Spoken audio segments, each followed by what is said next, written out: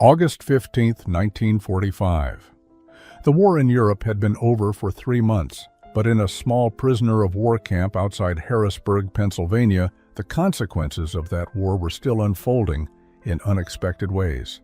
47 German women, members of the Women's Auxiliary Corps, sat in the mess hall, facing a choice that would define the rest of their lives. Captain Dorothy Richardson stood before them, holding official documents from the War Department, preparing to announce their repatriation to Germany. But none of them knew that this ordinary Tuesday would become the day everything changed. The women had arrived at Camp Riverside in February, captured during the final desperate months of Germany's collapse. They ranged in age from 18 to 35. Radio operators, nurses, administrative clerks, and logistics coordinators who had believed they were serving their country's defense. Now they sat in metal folding chairs, wearing donated civilian clothes that replaced their tattered gray uniforms, their faces reflecting 6 months of transformation they were still trying to understand. Margaret Schroeder, known as Greta to everyone in the camp, sat in the front row. At 24 years old, she had been a supply coordinator in Berlin, responsible for distributing increasingly scarce resources to military units. Her hands, once soft from office work, now bore calluses from 6 months of kitchen duty and farm labor. She clutched a small notebook where she had been practicing her English, writing down new words and phrases that still felt foreign on her tongue. Beside her sat Anneliese Vogel, a 21-year-old former radio operator from Hamburg. Her blonde hair, which had been regulation short when she arrived, had grown past her shoulders. She wore a donated blue dress that someone's daughter had outgrown, and she twisted the fabric nervously between her fingers as Captain Richardson prepared to speak. Anneliese had written 17 letters to her family in Hamburg and received only 2 responses, the last one arriving 3 months ago, describing conditions she could barely comprehend. Wilhelmina Keller, called Mina by everyone who knew her, sat further back. At 28, she was one of the oldest prisoners and had become the unofficial translator for the group. Before the war, she had studied English literature at university in Cologne, a detail that now seemed to belong to a different lifetime entirely. She had spent 6 months bridging the gap between German prisoners and American guards, and in doing so, had witnessed things that contradicted everything she thought she knew about enemies and allies. Captain Richardson cleared her throat, and the room fell silent. Outside, a warm August breeze carried the smell of cut grass and the distant sound of trucks on the highway. Inside, 47 women held their breath, waiting to learn when they would be sent back to a Germany that no longer resembled the country they had left. What none of them knew was that in approximately 4 hours, a local restaurant owner named Giuseppe Romano would arrive at the camp gates carrying something that would change several of their lives forever. But first, they had to get through this meeting. February 9, 1945. Snow fell heavily across Pennsylvania as a military transport truck rumbled through the gates of Camp Riverside. Inside, huddled together for warmth, sat 23 German women who had been captured 3 weeks earlier in Belgium. They had spent the journey across the Atlantic in the cargo hold of a Liberty ship, then another week being processed through Ellis Island before being transported to this rural facility that had been hastily converted to house female prisoners of war. Greta Schroeder pressed her face against the truck's canvas covering, trying to see where they were being taken. The landscape looked nothing like Germany. Everything seemed bigger somehow, the roads wider, the buildings more spread out. But what struck her most was how untouched everything appeared. No bomb craters, no burned-out buildings, no rubble-filled streets. The war had never touched this place. When the truck finally stopped and the women were ordered out, they stumbled into the snow with a mixture of defiance and exhaustion. Greta's stomach cramped with hunger. Their last meal had been thin soup and hard bread 18 hours ago. Before that, rations had been steadily decreasing for months. She had grown accustomed to the constant gnawing sensation, the lightheadedness that came with not having enough food. Anneliese climbed down from the truck behind her, nearly losing her balance. At 21, she should have been in her prime, but months of inadequate nutrition had left her thin and weak. Her radio operator's uniform hung loosely on her frame, and her face had the hollow-cheeked look that had become common among German military personnel in the final months of the war. Mina Keller was the last to exit, helping two younger women who were struggling with the cold and exhaustion. As the former translator, she had been given slightly better rations than the others, but even she had lost considerable weight. Her coat, which had fit properly 6 months ago, now seemed too large for her diminished frame. Captain Richardson, who had arrived at the camp only 2 days earlier to oversee the facility's conversion to house female prisoners, watched the women assemble in formation. She had been briefed on their condition, but was still shocked by what she saw. These were not the fearsome Nazi soldiers of propaganda posters. They were exhausted, hungry young women who looked like they might collapse at any moment. The camp's medical officer, Lieutenant Sarah Chen, stood beside the captain with growing concern. She had examined male German prisoners before, but something about seeing women in this condition affected her differently. These could have been her sisters, her friends, her students. The war had reduced them to shadows of what they should have been. Guard Sergeant Miguel Santos called out orders in English that none of the prisoners understood. Mina stepped forward hesitantly, her university English rusty but functional. "I can translate," she said quietly, her accent thick but her words clear enough. It was the first bridge built between captors and captives. The processing took 4 hours. Medical examinations, documentation, assignment of barracks, distribution of camp regulations printed in German that most of the women were too exhausted to read. By the time they were finally dismissed to their quarters, it was nearly midnight. The women collapsed onto the metal cots, most not even bothering to remove their boots. Sleep came quickly despite the unfamiliar surroundings. Greta woke to the sound of a bell ringing. Pale winter sunlight filtered through the barracks windows. For a moment she forgot where she was, then reality returned with crushing weight. She was a prisoner in America, thousands of miles from home, with no idea when or if she would ever see Berlin again. The other women stirred slowly, stiff from sleeping on the thin mattresses. A guard appeared at the door, a young woman in uniform who smiled apologetically. "Breakfast in 30 minutes, she said in English, then waited for Mina to translate. The word breakfast triggered something in Greta's stomach, a desperate hunger that had become her constant companion. She wondered what prisoners of war were fed in America. Probably the same thin soup and stale bread they had been eating for months. 30 minutes later, the women filed into the mess hall and stopped. The smell hit them first. Bacon. Real bacon. The kind Greta had not smelled since before the war. Coffee, actual coffee, not the roasted grain substitute they had been drinking for years. Toast. Eggs. Her eyes widened as she saw American soldiers moving through a serving line, their trays piled with more food than she had seen in months. The prisoners were directed to a separate section, but when they reached the serving counter, the same abundance awaited them. 2 eggs, 3 strips of bacon, 2 slices of toast with butter, a small bowl of oatmeal, a cup of coffee, and a glass of orange juice. Greta stared at her tray, certain there had been a mistake. This was more food than her family's weekly ration in Berlin had been in the final months before her capture.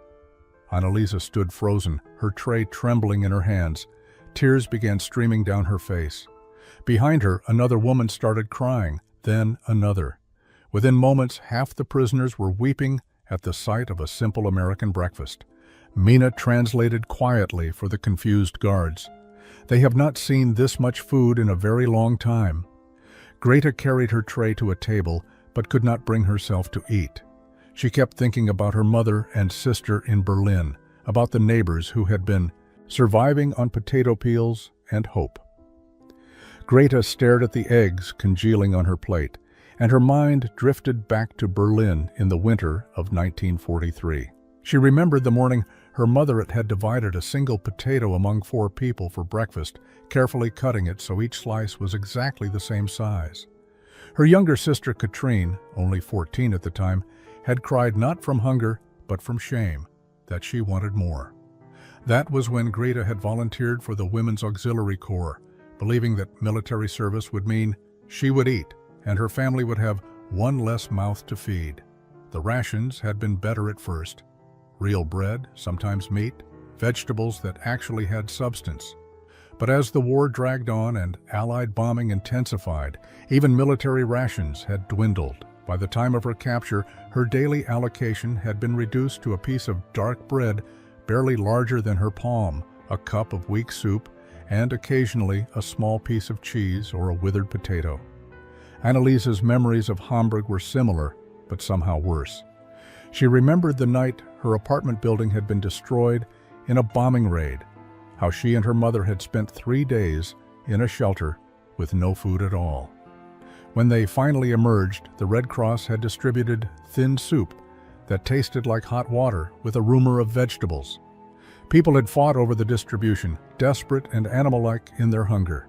She remembered reporting to her radio operator station and feeling faint during her shift, the room spinning because she had not eaten anything substantial in 2 days.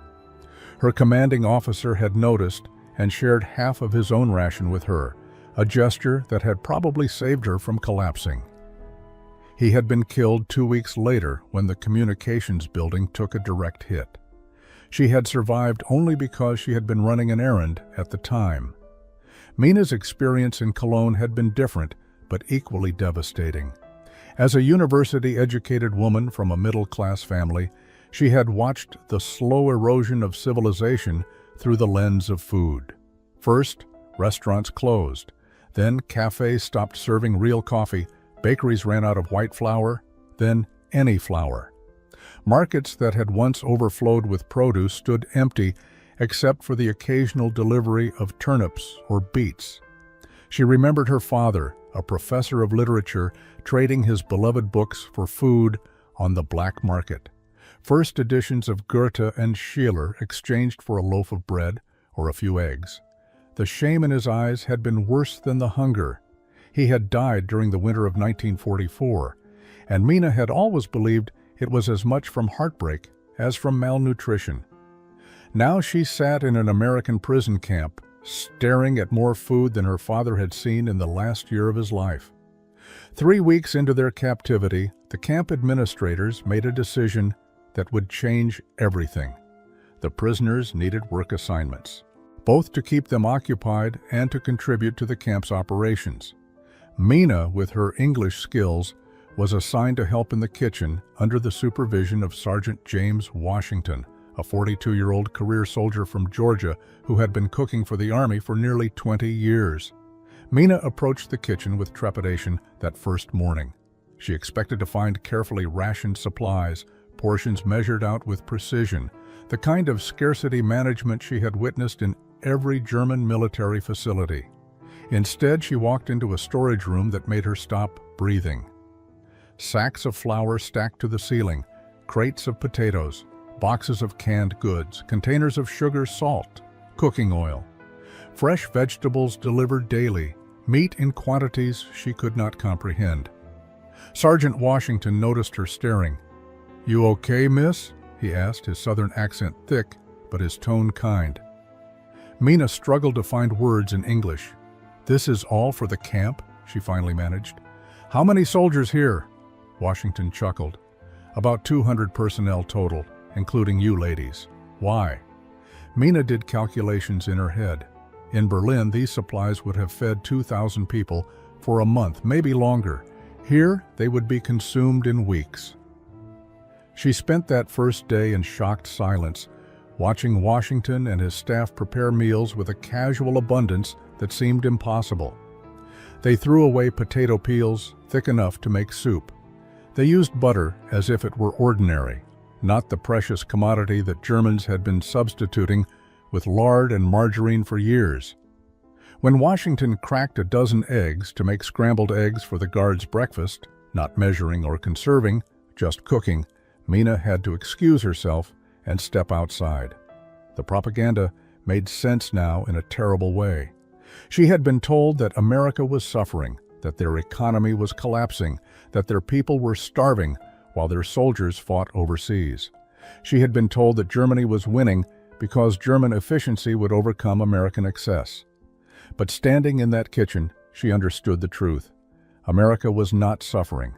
America had so much food that they could feed their prisoners better than Germany had fed its own soldiers. That evening, Mina returned to the barracks and found Greta and Annalisa sitting together. She sat down beside them and spoke quietly in German. "I worked in the kitchen today." They looked at her expectantly. "We were lied to about everything," Mina said simply. "The food I saw today, the supplies in storage, it is more than some German cities had in the entire last year of the war." Greta's face went pale. "What are you saying?" Mina met her eyes. "I am saying that we were starving while fighting a country that has never known hunger. I am saying that our leaders sent us to fight an enemy they knew we could never defeat." The silence that followed was heavy with the weight of understanding. Private Tommy DeLuca had been drafted into the Army 2 years earlier, fresh out of high school in Brooklyn. He had expected to see combat, to fight Germans in Europe or Japanese soldiers in the Pacific. Instead, he found himself stationed at a prisoner of war camp in Pennsylvania, guarding women who looked barely older than his younger sister. It was not the war he had imagined, but it was the war he got. He noticed Annalisa during the 3rd week. She sat apart from the others during recreation time, staring at nothing in particular, with an expression of profound sadness. Tommy recognized that look. His grandmother had worn the same expression after his grandfather died, a kind of grief that went beyond words. On impulse, he reached into his pocket and pulled out a small package wrapped in wax paper. His grandmother had sent him biscotti in her last care package, traditional Italian cookies twice baked until they were hard and perfect for dipping in coffee. Tommy had been saving them, rationing them out to make them last. But looking at Annalisa's hollow face, he made a decision. He approached slowly, not wanting to startle her. "Excuse me, miss," he said. Annalisa looked up, her expression wary. Tommy held out the package. "Cookie," he said simply, making an eating gesture. "For you." Annalisa stared at the offering like it might be a trap. In her experience, guards did not give prisoners gifts. There was always a price, always an expectation. But Tommy just smiled and set the package on the bench beside her. "My nonna made them. Biscotti. Very good." He walked away before she could respond, leaving her alone with the unexpected gift. Annalisa waited until he was gone before carefully unwrapping the wax paper. Inside were 6 golden brown cookies, each one studded with almonds. She picked one up and sniffed it cautiously. It smelled like vanilla and butter and something else she could not identify. She took a small bite, and her eyes closed involuntarily. The cookie was crunchy and slightly sweet, with a richness that came from real butter and eggs. She had not tasted anything like it in years. She ate one cookie slowly, making it last as long as possible. Then she carefully rewrapped the rest and took them back to the barracks. That evening, she broke each remaining cookie into pieces and shared them with Greta, Mina, and 3 other women. Each piece was tiny, barely a bite, but they savored them like rare treasures. "An American guard gave these to me," Annalisa said quietly. "He asked for nothing in return." Greta examined her small piece of biscotti. "Perhaps they are not what we were told they were," she said finally. Mina nodded. "Perhaps we were not what we thought we were either." The cookies were gone in minutes, but the gesture lingered much longer. Sergeant Washington had a tradition. Every Sunday, regardless of where he was stationed, he prepared a meal that reminded him of home. Growing up in rural Georgia, Sunday dinner had been sacred in his family. After church, his mother and grandmother would spend the afternoon cooking, and the whole family would gather around a table, groaning with food. Now, thousands of miles from home and cooking for soldiers instead of family, he maintained that tradition as best he could. The first Sunday in March, he decided to extend that tradition to include the German prisoners. Captain Richardson had been encouraging integration, believing that treating the women with dignity would make them more cooperative. Washington saw an opportunity to do something good. He planned a traditional Southern Sunday dinner: fried chicken, cornbread, collard greens, black-eyed peas, and sweet tea. It took him and his kitchen staff most of Saturday to prepare. Sunday afternoon, the prisoners filed into the mess hall expecting their usual meal. Instead, they found tables set with real plates instead of metal trays, cloth napkins, and serving dishes filled with food they had never seen before. The smell alone was overwhelming. Greta stood at the entrance, temporarily paralyzed by confusion. This was not how prisoners were supposed to be treated. This looked like a family gathering, not a detention facility. Sergeant Washington stood at the front of the room, wearing his dress uniform instead of his usual kitchen whites. Captain Richardson stood beside him. "Ladies," the captain said, waiting for Mina to translate, "Sergeant Washington has prepared a traditional American Sunday dinner for us today. This is how many American families eat when they gather together. We wanted to share this with you." The prisoners slowly took their seats, uncertain what was expected of them. The meal was served family style, with large platters and bowls passed around the tables. When the fried chicken reached Greta, she stared at the golden brown pieces glistening with oil. She had not eaten fried chicken since before the war, and even then, it had been a rare luxury. She took one piece carefully, then watched as American soldiers took 2 or 3 without hesitation. The casual abundance still shocked her. Annalise tasted the cornbread and her eyes widened. It was sweet and moist, nothing like the dense, dark bread she had grown up with. The butter melted into it, creating a richness that seemed almost sinful. She ate slowly, trying to make each bite last, trying to memorize the taste because she was certain nothing this good would come again. Mina tried the collard greens and found them surprisingly flavorful, cooked with ham, hock, and seasoned in ways she had never experienced. The black-eyed peas were creamy and satisfying, and the sweet tea was a revelation, cold and sweet and refreshing in a way that made her throat ache with something beyond thirst.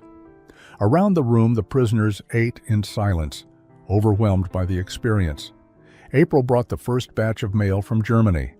The Red Cross had finally established reliable communication channels, and letters began, arriving at Camp Riverside in bundles.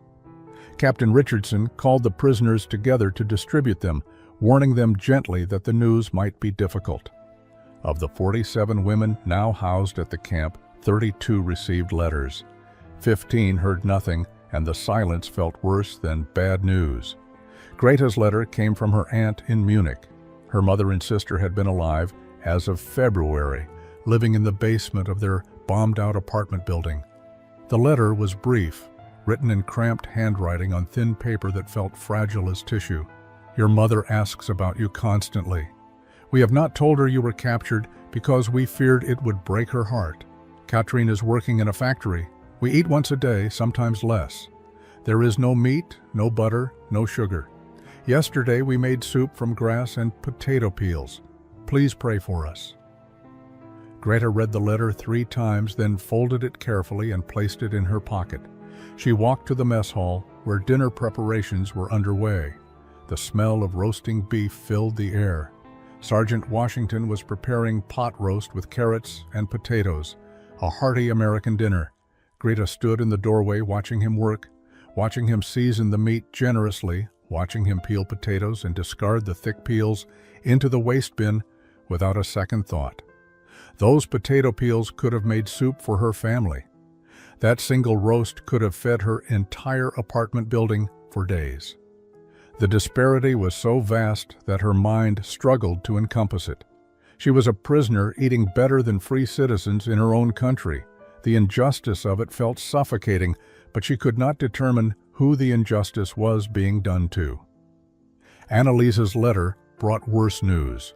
Her building in Hamburg had been completely destroyed in a bombing raid in March. Her mother had survived and was living in a displaced persons camp, but her younger brother was missing, presumed dead. "I do not know if this letter will reach you," her mother had written. "I do not know if you are alive. I pray every day that you are safe, wherever you are. We have nothing here, no food, no home, no hope. If you are alive, if you can, please send help."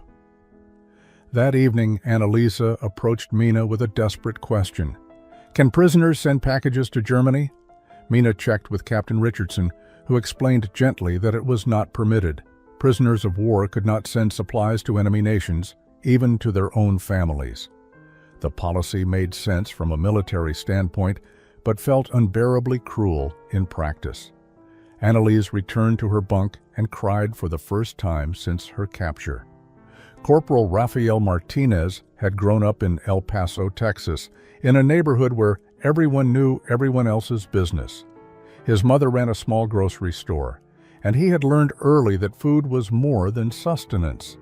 It was connection, comfort, and sometimes the only thing standing between despair and hope. When he was assigned to guard duty at Camp Riverside, he brought that philosophy with him, even though regulations discouraged fraternization with prisoners. He noticed the change in the German women after the letters arrived.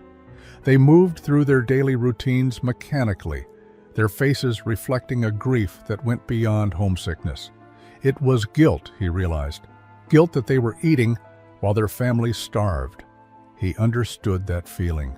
His own family had struggled during the Depression, and he remembered the shame of having enough when neighbors had nothing. On his next leave, Martinez went into Harrisburg and spent half his pay at a candy store.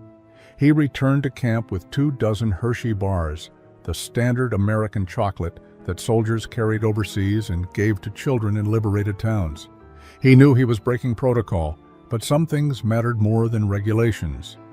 During evening recreation time, he approached the group of German women sitting outside their barracks. Greta saw him coming and tensed. Guards who approached outside of official duties usually wanted something, but Martinez simply held out a paper bag.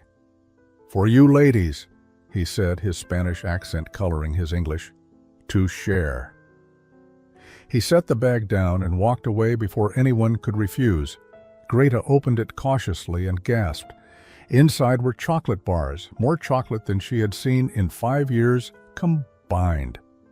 She called the other women over. 23 prisoners gathered around as Greta carefully divided the chocolate bars, breaking each one into pieces so everyone could have some. When it was distributed, each woman held approximately 2 squares of chocolate. Such a small amount by American standards, but to them it felt like wealth. Annalisa stared at her portion, remembering the last time she had eaten chocolate.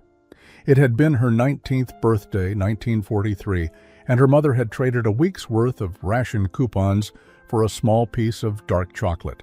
They had divided it among 3 people, and each bite had been precious. Now, she had more chocolate than that entire birthday portion. She placed 1 square on her tongue and let it melt slowly, the sweetness almost painful after years without sugar. Around her, other women did the same, their eyes closing as they savored something they thought they might never taste again. Some cried quietly, others smiled for the first time in weeks. Mina ate her chocolate and thought about her father, who had loved sweets. She wished desperately that she could have shared this with him. That night, Greta wrote in her notebook, practicing her English. "Today, an American soldier gave us chocolate. He asked for nothing. He simply walked away. I do not understand these people. They feed us. They give us gifts. They treat us like human beings, not enemies. Who does this? What kind of country does this?" May brought warmer weather and a new opportunity. Sergeant Washington needed extra help in the kitchen as the camp population expanded. He requested permission to train some of the prisoners in basic baking skills, arguing that it would reduce his workload while giving the women useful skills for their eventual return to Germany. Captain Richardson approved, and Mina posted a notice in the barracks asking for volunteers. 8 women signed up, including Greta and Annalise. They reported to the kitchen at 5 in the morning, nervous and uncertain what would be expected of them. Washington greeted them with his usual warmth and showed them to a work area where ingredients were laid out: flour, sugar, eggs, butter, milk, yeast. Greta stared at the quantities and felt the familiar shock of American abundance. "Today we make bread," Washington announced, and Mina translated. "Basic white bread, 4 loaves. Pay attention because you will do this yourselves next time." He demonstrated the process, measuring ingredients with casual precision. 5 cups of flour per loaf. The amount made Greta's hands tremble. In Berlin, as 5 cups of flour had been a month's ration for her entire family by the war's end. Here, it was used for a single loaf of bread that would be consumed in a day. Washington showed them how to mix the dough, how to knead it until it became smooth and elastic. The physical work felt good after months of limited activity. Annalisa found herself enjoying the rhythm of pushing and folding, watching the dough transform under her hands. It reminded her of helping her grandmother bake before the war, when such activities were normal, rather than luxuries. The most remarkable part came when Washington opened bags of flour to refill the bins. The flour was pure white, fine as powder, nothing like the gray mixture of sawdust, chestnuts, and whatever grain could be found that had been passed off as flour in wartime Germany. Greta reached out and let the flour run through her fingers. "This is real wheat flour?" she asked Mina in German. Mina translated the question. Washington looked puzzled. "Of course, what else would it be?" The prisoners exchanged glances but said nothing. How could they explain that in Germany, real wheat flour had become so rare that it was reserved only for the highest officials? That ordinary people had been baking bread from substitutes for years? That this single bag of flour represented a level of abundance they had forgotten existed? They could not explain, so they simply continued working, learning to shape loaves and place them in pans. When the bread came out of the ovens, golden brown and fragrant, Washington cut thick slices and spread them with butter. "You made this," he said simply. "You should taste your work." Greta bit into her slice and tasted bread the way it was supposed to taste: soft, light, slightly sweet, and rich with butter. She thought about her mother making soup from potato peels and felt tears burning behind her eyes. The bread was delicious, and that somehow made everything worse. The camp library was a small room with 2 tables, several chairs, and racks holding newspapers and magazines. Captain Richardson had decided that the prisoners should have access to news, believing that understanding what had happened in Germany might help them process their situation. The newspapers were in English, which meant only Mina and a few others could read them initially, but that was enough to start spreading the truth. June 5, 1945. Mina sat alone in the library, working her way through a stack of newspapers from the previous weeks. She had been avoiding the detailed reports about concentration camps, unable to reconcile those stories with the Germany she thought she knew. But today she forced herself to read everything: Buchenwald, Dachau, Bergen-Belsen. The words seemed impossible, the descriptions too horrific to be real, but the photographs did not lie. She read testimony from American soldiers who had liberated the camps, their accounts filled with details that made her stomach turn. She read about the systematic murder of millions, about the infrastructure of death that had been built while she was filing paperwork in Cologne, while Greta was coordinating supplies in Berlin, while Annalisa was sending radio transmissions from Hamburg. They had been part of the machine, even if they had not known what the machine was doing. But alongside these reports of horror, Mina noticed something else. Articles about American agriculture, about harvest yields that seemed impossible, reports of food production statistics that dwarfed anything Germany had achieved even in peacetime. Stories about American civilians being asked to voluntarily ration certain items to support the war effort, not because there was not enough, but to ensure that soldiers and allies overseas had plenty. The contrast was devastating. Greta found her there an hour later, surrounded by newspapers, her face pale. "You have been reading about the camps," Greta said quietly, in German. It was not a question. Mina nodded. Not just that. Read this. She pushed a newspaper across the table, pointing to an article about American wheat production in 1944. The numbers were staggering. Greta read slowly, her English improving, but still requiring concentration. This cannot be accurate, Greta said finally. If America was producing this much food, then Germany never had any chance of winning. Our entire strategy was based on the idea that blockades would starve the Allies into surrender, but they were never hungry at all. Mina met her eyes. We were the ones starving. We were the ones whose production was failing, and our leaders knew it. They had to know it. Annalisa entered the library and found them sitting in heavy silence. What is wrong? She asked. Mina gestured to the newspapers. Everything we were told was a lie. Not just about the camps, about everything. America was never weak. They were never struggling. They have so much food that they can feed their prisoners better than we fed our soldiers. The three women sat together, processing the magnitude of their country's deception and their own complicity in supporting it. Captain Richardson faced a dilemma. The 4th of July was approaching, and traditionally, military bases celebrated with barbecues and festivities. But how did you celebrate American independence in front of prisoners from a recently defeated enemy nation? She consulted with Sergeant Washington and several other senior staff members. The consensus was surprising. Include them. Show them what American values actually looked like, not through propaganda or military might, but through community and shared celebration. The decision was announced a week in advance. There would be a barbecue on the 4th of July, and all camp personnel, including prisoners, were invited to participate. The prisoners received the news with confusion. Greta assumed it was some kind of test or trick. Why would captors celebrate their national holiday with prisoners? It made no strategic sense.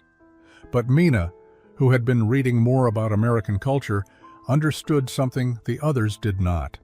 Americans genuinely believed in their ideals about equality and human dignity, even when it was inconvenient. The 4th of July arrived hot and bright.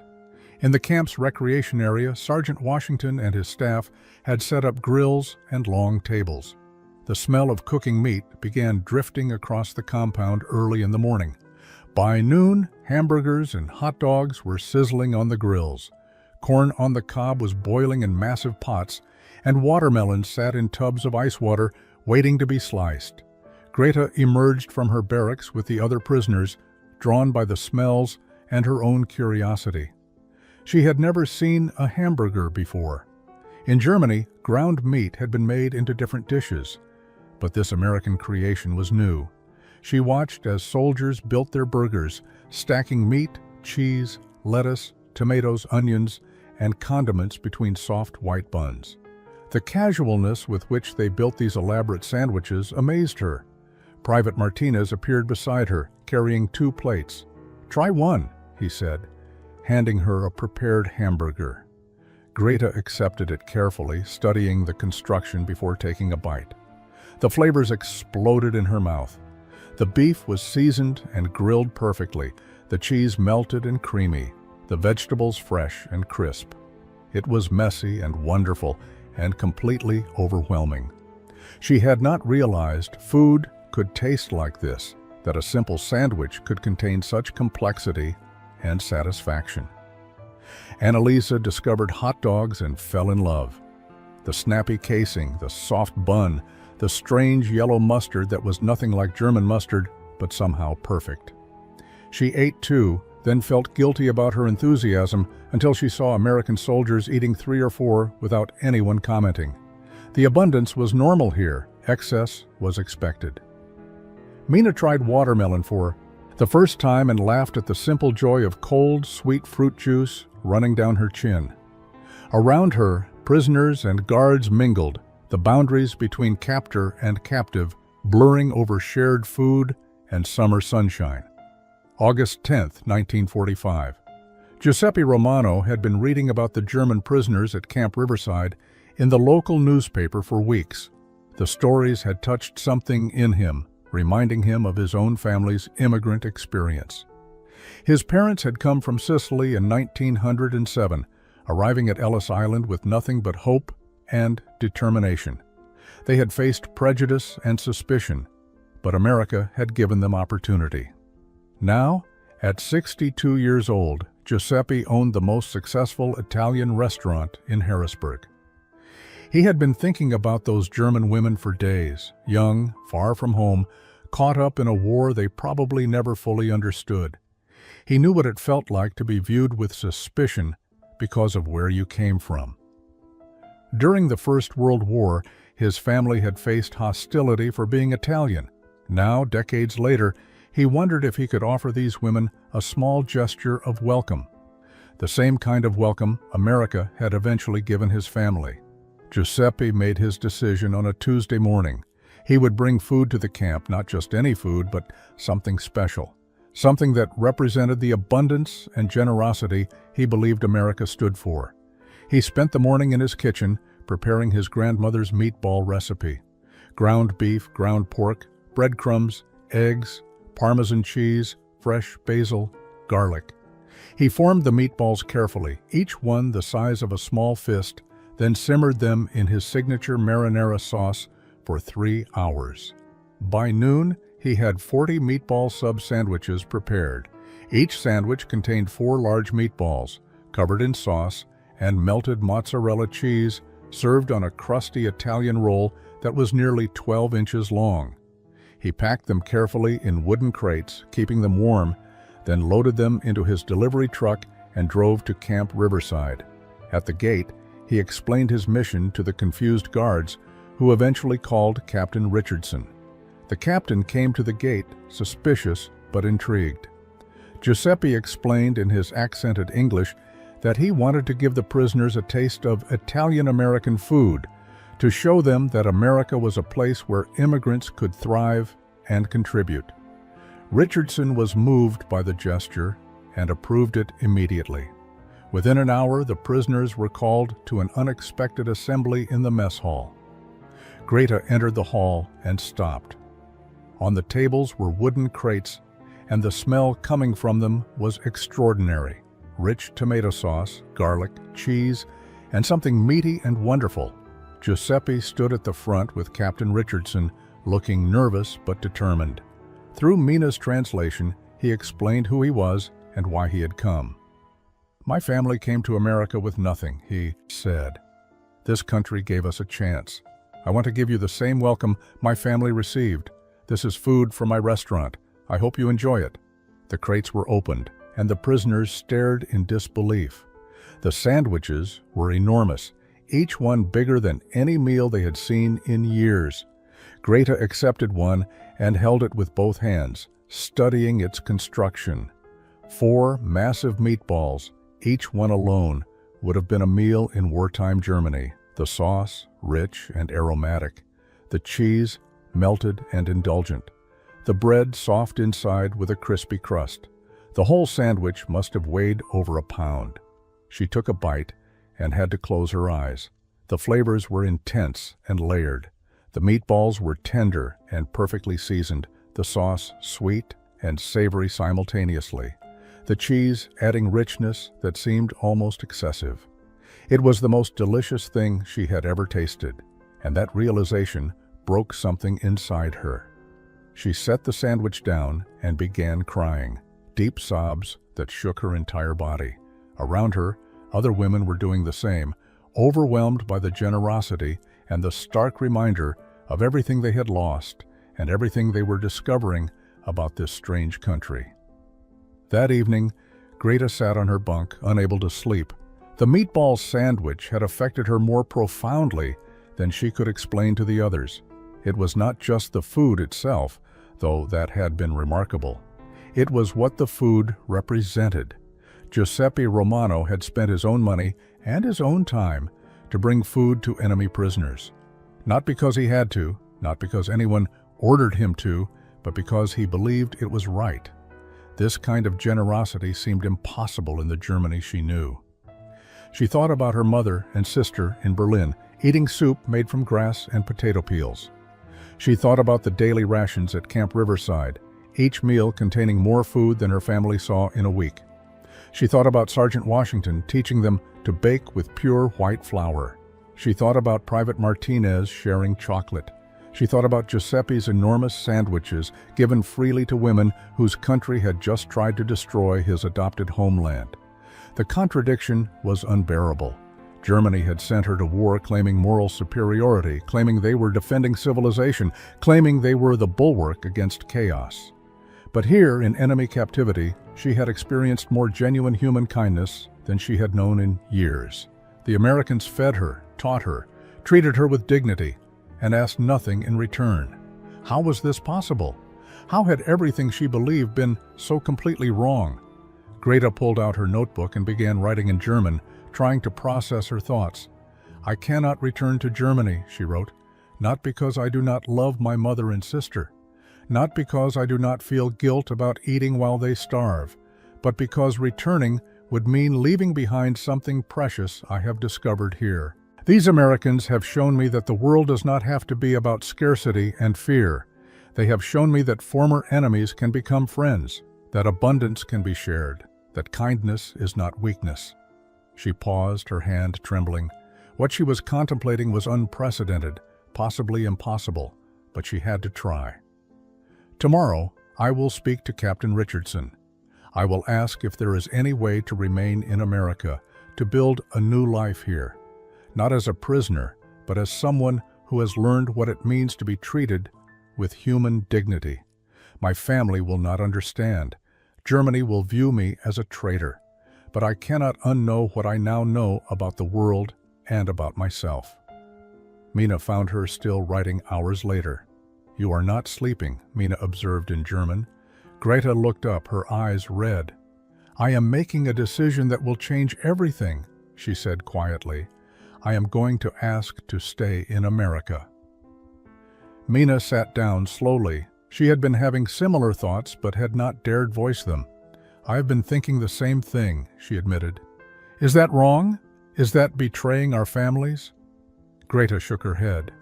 "I think returning to Germany and pretending we have not changed would be the real betrayal.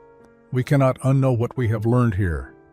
We cannot pretend that the sandwich Giuseppe brought us was normal, that the way Americans have treated us is ordinary. If we return to Germany carrying these truths, we will always be outsiders. But here, perhaps we can build lives that honor what we have learned." Annalisa appeared in the doorway. She had been listening. "I want to stay too," she said simply. "My mother told me in her letter that I should make a new life if I can. She said I should not come back to nothing." The three women sat together in the quiet barracks, understanding that they were about to attempt something that no German prisoners of war had ever done before. They were going to choose their captors over their country, not out of disloyalty, but out of hope. August 15th, 1945. The day had finally arrived. Captain Richardson stood before the assembled prisoners with documents from the War Department. The formal repatriation process would begin in 2 weeks. Ships were being prepared. Displaced persons camps in Europe were ready to receive them, and procedures were in place to return the women to whatever remained of their homes in Germany. The war was over. It was time for everyone to go home. The captain spoke carefully, acknowledging the complexity of the situation. "I know many of you have received difficult news from Germany. I know that what you are returning to is not the same country you left.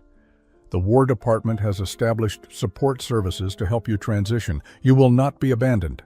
She paused, choosing her next words carefully.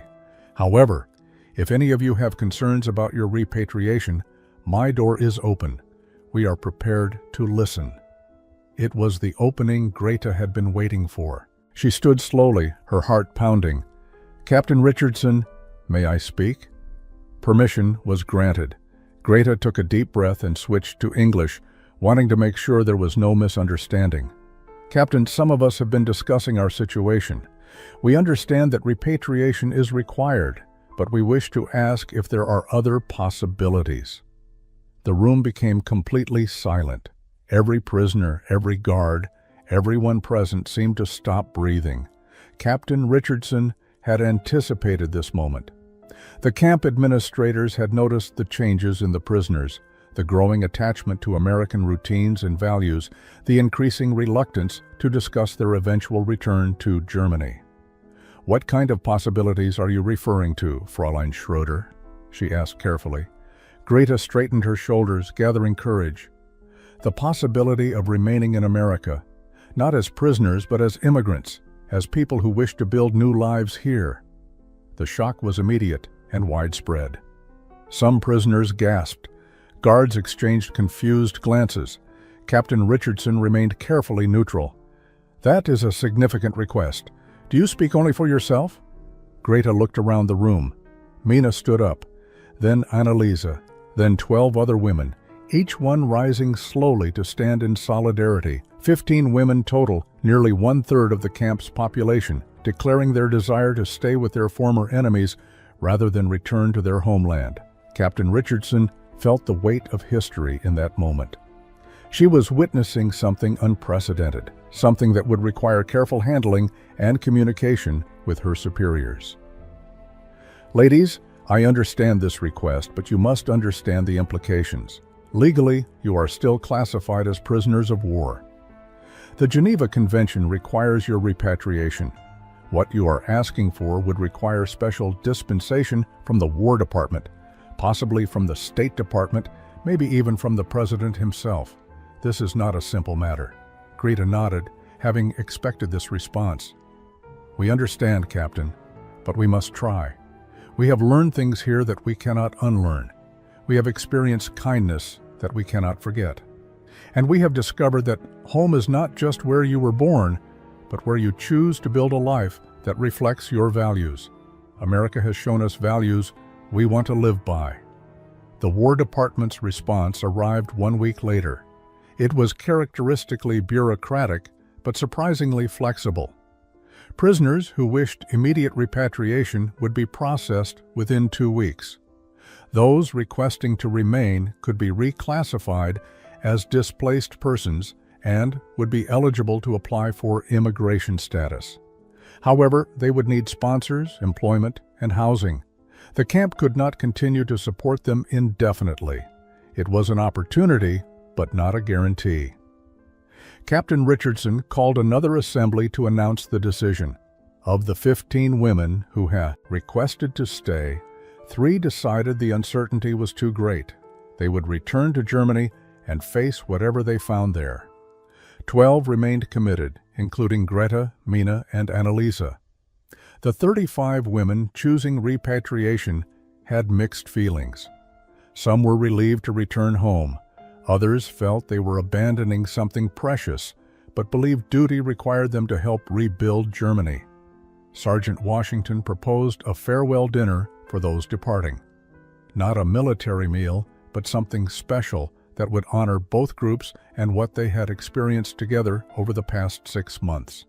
Captain Richardson approved, and Washington began planning the most elaborate meal of his career. He wanted to create something that would symbolize everything that had happened at Camp Riverside, a meal that bridged cultures and represented the transformation that had occurred. The preparation took 3 days. Washington enlisted help from his kitchen staff, from the prisoners who had learned to bake, and even from local restaurants who donated ingredients. The menu was ambitious: roast turkey, baked ham, mashed potatoes, sweet potato casserole, green beans, corn, fresh rolls, 3 types of pie, and a special request from Greta. She asked if Giuseppe Romano could be invited to bring more of his meatball sandwiches. Washington loved the idea and contacted the restaurant owner personally. August 23, 1945. The mess hall had been transformed. Tables were arranged in a large square so everyone could see each other. White tablecloths covered the surfaces, and simple flower arrangements decorated each table. American soldiers and German prisoners would sit together, a final meal shared as something closer to friends than enemies. As the prisoners entered, they stopped, overwhelmed by the care that had gone into this gesture. Giuseppe Romano arrived with his sandwiches, but this time he stayed for the meal. He wanted to meet the women his food had affected so deeply. Through Mina's translation, he shared stories of his family's immigrant experience, of the struggles and eventual acceptance they had found in America. His presence added another layer of meaning to the evening. He represented what the women choosing to stay hoped to become, immigrants who had found belonging in this strange, generous country. The meal began with Sergeant Washington offering a toast. "To new beginnings," he said simply, "for those returning to Germany to rebuild, and for those staying in America to build something new. May you all find peace and purpose wherever your paths lead." Glasses were raised, some filled with cider, others with water, all clinking together in a moment of genuine unity. The food was served family style, platters passed around tables where guards and prisoners sat side by side. The departure day arrived with mixed emotions.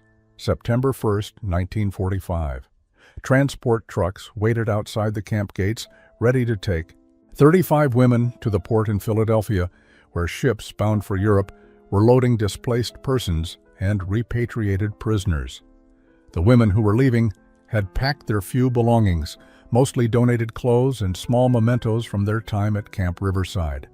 They gathered in the recreation area for final farewells. Greta stood with her friend Helga, a radio operator from Frankfurt who had decided to return. They had worked together in the kitchen, shared a barracks, and become close over the months. Helga's decision to leave had been difficult, but her parents were still alive and needed her. "I do not judge you for staying," Helga said quietly in German. "I understand why you are doing this, but Germany needs people like us too, people who have learned what we learned here." Greta hugged her friend tightly. "You are right. Germany needs people who can carry these lessons back. You will do good things there, I know it." She pressed a small package into Helga's hands. Inside were letters to her mother and sister, explaining her decision to stay. She could not send them directly, but Helga had promised to deliver them when she reached Germany. The letters had taken Greta 3 days to write, trying to explain the unexplainable to people who had never experienced what she had experienced. Mina said goodbye to several women who had become friends. She gave each one a small German-English dictionary she had created, hoping it might help them in the chaos of occupied Germany, where American soldiers were now the authority. Annalisa stood with her arms around 2 younger women, all 3 of them crying. They had shared a barrack section and had supported each other through the darkest moments of captivity. Now they were choosing different paths forward. Captain Richardson addressed the departing women one final time. Her voice was thick with emotion. "You came here as enemies. You leave as friends. I hope you will remember that Americans are not the monsters you were told we were. And I hope you will carry back to Germany the understanding that former enemies can build peace together." She handed each woman a letter of reference, documenting their good behavior and cooperation during captivity. It might help them navigate the complicated bureaucracy of occupied Germany. The trucks loaded slowly. Women climbed aboard, looking back at the camp that had been their home for 6 months. Some waved. Others simply stared, memorizing details. The trucks pulled away, dust rising behind them, and the women staying behind stood watching until they disappeared from sight. The camp felt emptier suddenly, quieter. 12 German women remained, no longer prisoners, but not yet truly free. They were in limbo, waiting for sponsors, for employment offers, for immigration paperwork to process. The transition was frightening, but also exciting. Within days, offers began arriving. The Henderson family formally requested to sponsor Greta, offering her a room in their home and help finding employment. Dr. Chen, the medical officer, arranged for Annalisa to work as a translator at the local hospital while studying for nursing certification. Mina received an offer from a private school in Harrisburg to teach German language classes. June 12, 1965. Greta Schroeder-Henderson stood in her bakery in Philadelphia, surveying the morning's work with satisfaction. The display cases were filled with both German and American baked goods. Dark rye bread sat beside soft white sandwich loaves. Stolen shared space with apple pie. She had named her business Bridge Bakery, representing the connection between her two worlds, the Germany she came from and the America she had chosen. At 44 years old, she had built a life she could never have imagined during those uncertain days at Camp Riverside. She had married Thomas Henderson, the son of the family who had sponsored her.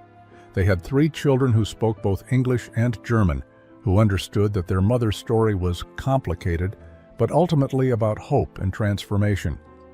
The bakery was successful, respected in the community, a testament to hard work and the possibility of redemption. The bell above the door chimed, and Anneliese Vogel walked in, still wearing her hospital scrubs. She had just finished a night shift as head dietitian at Philadelphia General Hospital. Over 20 years, she had completed her nursing education, worked her way up through hospital administration, and specialized in nutritional therapy.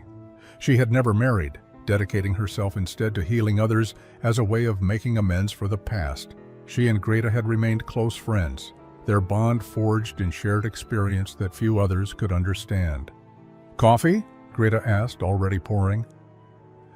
Anneliese nodded gratefully and accepted a slice of fresh apple strudel. They sat at a small table by the window, a weekly ritual they had maintained for years. "Mina called yesterday," Anneliese said. "She wants us to come to her retirement party next month." Mina had become a beloved German teacher at a private school in Harrisburg, inspiring 2 decades of students to appreciate language and culture. Her retirement would be a significant event. "Of course we will go," Greta said. "We 3 have to stay together. We are the ones who remember." They sat in comfortable silence, drinking coffee and watching people pass by on the street outside. The world had changed dramatically in 20 years. Germany had been rebuilt, transformed from a defeated enemy into a democratic ally.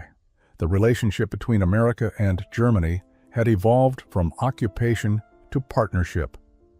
But for Greta, Anneliese, and Mina, that transformation had begun much earlier, in a prisoner of war camp where kindness had proven more powerful than hatred. A customer entered, a young woman with a slight accent. "Excuse me, do you have any meatball sandwiches?" she asked hopefully. Greta smiled. "No, but I can direct you to Giuseppe's restaurant, 2 blocks down. Tell them Greta sent you." The customer thanked her and left. Anneliese laughed. "You still remember that day?" Greta nodded. "I will never forget it. That sandwich changed my life. It showed me that America was not just a place, but an idea about how people should treat each other. Giuseppe gave that to us, and we have spent 20 years trying to pay that gift forward."